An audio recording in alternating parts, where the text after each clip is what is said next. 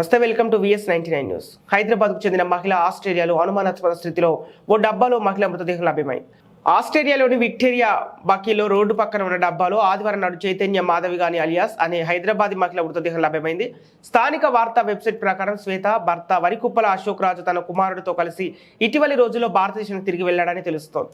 Chaitanya మాధగాని alias శ్వేత కుటుంబ సభ్యులు Hyderabad as రావు నగర్లోని బృందావన్ కాలనీలో నివాసం ఉంటున్నారు.